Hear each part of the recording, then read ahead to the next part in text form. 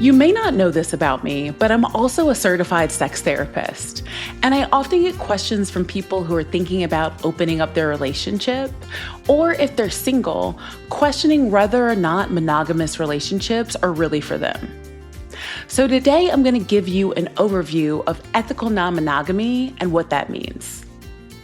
Welcome back to Savvy Psychologist. I'm your host, Dr. Monica Johnson. Every week on this show, I'll help you face life's challenges with evidence-based approaches, a sympathetic ear, and zero judgment. Ethical non-monogamy, or ENM, represents a broad spectrum of relationship styles that diverge from the traditional model of monogamy. ENM includes various forms of romantic or sexual relationships involving multiple partners, all with the full knowledge and consent of everyone involved. This practice emphasizes honesty, communication, consent, and mutual respect, challenges conventional norms, and offers an alternative approach to fulfilling human connections. In recent years, ENM has garnered increased interest and acceptance, fueled by shifting societal attitudes and greater visibility through media and academic research. Today, I'm going to get into some of the intricacies of ENM, exploring its various forms, principles, benefits, and challenges, alongside insights from psychological research. This will not be an exhaustive look at ENM, just the quick and dirty. Let's begin by getting a general understanding of ethical non-monogamy. Ethical non-monogamy encompasses several distinct relationship styles, each with its own dynamics and rules. Some of the most common forms include polyamory. So polyamory is engaging in multiple romantic relationships simultaneously, with the knowledge and consent of all parties. Polyamorous individuals often prioritize deep emotional connections and long-term commitment. Polyamory can be hierarchical, meaning prioritizing one relationship over others, or non-hierarchical, viewing all relationships as equal. Within ENM, there's also a general type of open relationships. So in an open relationship, a committed couple allows for sexual relationships with other people. These external relationships can be purely sexual or may involve emotional connections as well. Open relationships require clear boundaries and ongoing communication to ensure both partners feel secure and respected. Another type of ENM is also swinging. In this version, couples consensually engage in sexual activities with other couples or individuals, often in a social or party-like setting. Swinging typically focuses on sexual exploration rather than forming deep emotional bonds with others. It emphasizes mutual consent and respect within the primary relationship. And the last type I'll talk about is relationship anarchy. In relationship anarchy, what's happening is that you're rejecting traditional relationship norms and hierarchies. Relationship anarchists structure their connections based on mutual desires and agreements without predefined roles. This approach prioritizes autonomy and personal growth. Now let's hop into some research highlights on ethical non-monogamy. Many people who lack understanding of this relationship style assume that it must be more unhealthy, that jealousy is always a huge issue, and that those in ENM relationships are incapable of commitment, or that it's just overall more stressful. In practice, as long as you don't engage in what I coined to be messy poly, most of this is entirely unfounded. Psychological research provides valuable insights into the dynamics, benefits, and challenges of ENM. Studies have explored various aspects, including relationship satisfaction, communication, jealousy, and overall mental health.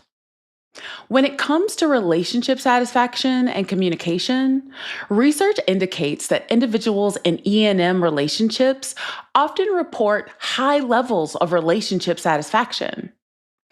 A 2017 study found that people in consensual non monogamous relationships reported similar or higher levels of relationship satisfaction compared to those in monogamous relationships. This satisfaction is largely attributed to the emphasis on open communication and negotiation, which fosters trust and intimacy. Effective communication is a cornerstone of E&M.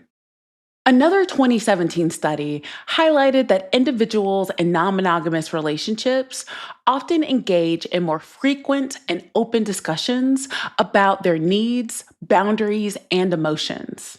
The transparency helps prevent misunderstandings and enhances emotional connection. When we look at managing jealousy, the first thing that I want to say is jealousy is a natural emotion that can arise in any relationship, including E&M. However, individuals practicing E&M often develop strategies to manage and mitigate jealousy. Research done in 2014 found that polyamorous individuals commonly use techniques such as compersion, which is feeling joy when a partner experiences happiness with another person, self reflection, and communication to navigate jealous feelings.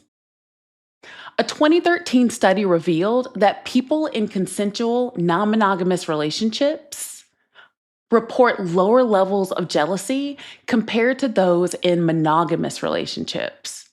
This difference is attributed to the normalization of discussing jealousy openly and the development of coping mechanisms that prioritize emotional well being.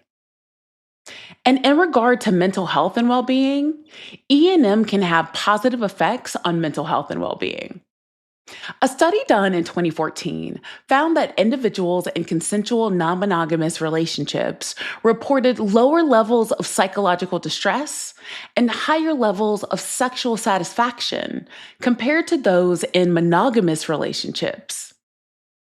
This finding suggests that autonomy and freedom associated with E&M can contribute to overall well being. Furthermore, E&M communities often provide social support and validation, which can enhance mental health. Research in 2021 highlighted that belonging to E&M communities fosters a sense of belonging and acceptance, reducing the feelings of isolation and stigma. If you're thinking about opening up your relationship or simply single and considering E&M, it's important to understand the principles and practices of ethical non-monogamy. I don't allow messy poly on my watch, and that's exactly what you're doing if you're not being intentional and actively implementing these types of principles and practices. Ethical non-monogamy is built on several key principles that differentiate it from non-consensual or unethical forms of non-monogamy, such as infidelity. The first principle is honesty. Open and honest communication is the foundation of E&M.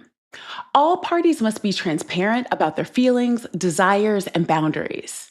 This openness builds trust and prevents misunderstandings. The next is consent. Consent is paramount in E&M. Everyone involved must willingly agree to the relationship structure and dynamics. Consent is ongoing and can be renegotiated as relationships evolve.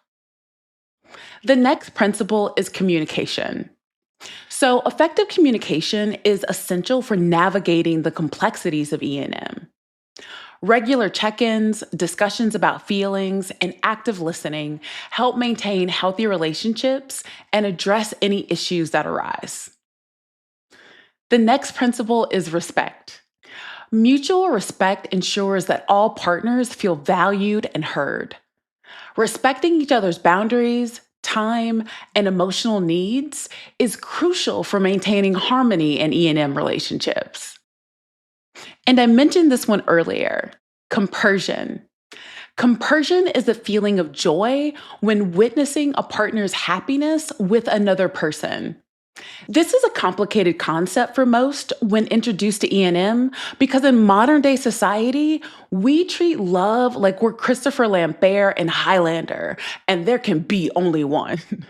And we are metaphorically willing to chop heads until we claim our prize. While not everyone may naturally feel compersion, cultivating this mindset can enhance connection and positivity within non monogamous relationships. It's okay if this feels aspirational.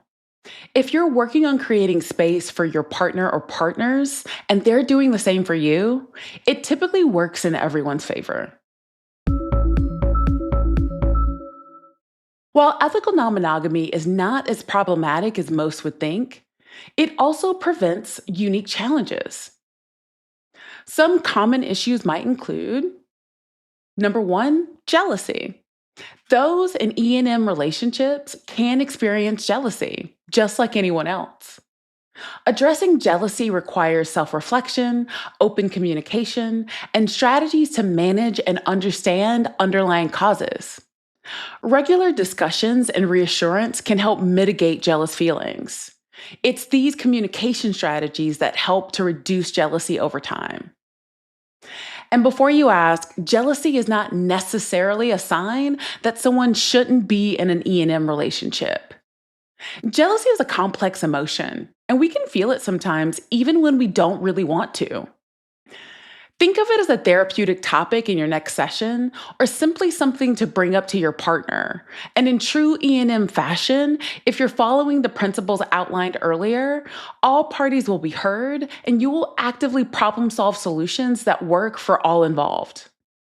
But if you're the type of person who experiences jealousy in a way that feels functionally impairing, you may want to address these issues in therapy before engaging in E&M. The next thing I'll talk about is time management. So sorry to burst your bubbles, but for many in E&M relationships, it's not simply popping bottles from one play party to another. In many situations, people are in full-fledged relationships with multiple people. Balancing multiple relationships demands effective time management and prioritization. Ensuring all partners feel valued and attended to requires careful scheduling and commitment. Google Calendar never worked so hard than the day it met polyamorous families with kids. So the next challenge I'll talk about is social stigma. Despite growing acceptance, E&M still faces social stigma and misunderstanding. Individuals participating in E&M may encounter judgment or discrimination from those adhering to traditional monogamous norms. It's also important to note the complex dynamics of E&M. Managing multiple relationships can lead to misunderstandings or conflicts. Clear communication and established boundaries are crucial for navigating these dynamics. If you really want to engage in E&M, you have to be willing to put in the effort towards improving communication skills and increasing your emotional intelligence overall. Now, I want to close by reiterating and debunking some of the most common myths when it comes to E&M or polyamory. So the first one is E&M is just an excuse for cheating. Ethical non-monogamy is based on mutual consent and transparency, unlike infidelity, which involves deceit and betrayal. The next myth is that E&M relationships are less committed. As I previously mentioned, many E&M relationships are deeply connected and require significant effort and communication to maintain. That's the opposite of lack of commitment. The next myth is that E&M relationships are less committed. Many E&M relationships are deeply connected and require significant effort and communication to maintain. That's the opposite of lack of commitment. The next myth is that E&M is only about sex. So while sexual exploration can be a component, many E&M relationships prioritize emotional connections and long-term bonds. Hopefully, you're more informed about this topic now, and whether you love 0, 1, or a dozen. As long as it's consensual and healthy, just know that I'm out here wishing you nothing but the best. Hopefully, you're more informed on this topic now. And whether you love 0, 1, or a dozen, as long as it's consensual and healthy, just know that I'm out here wishing you nothing but the best. What was something you learned about E&M today? Let me know. You can contact me via Instagram at KindMindPsych or via my email at psychologist@quickanddirtytips.com. The Savvy Psychologist is a Quick and Dirty Tips podcast. It's audio engineered by Steve Rickyberg with script editing by Brandon Getchis. Our podcast and advertising operations specialist is Morgan Christensen. Our digital operations specialist is Holly Hutchings. And our marketing and publicity associate is Davina Tomlin. Follow Savvy Psychologist on Apple Podcasts, Spotify, or wherever you listen to podcasts. That's all for this episode of Savvy Psychologist. Thanks for listening, and I'll see you next week.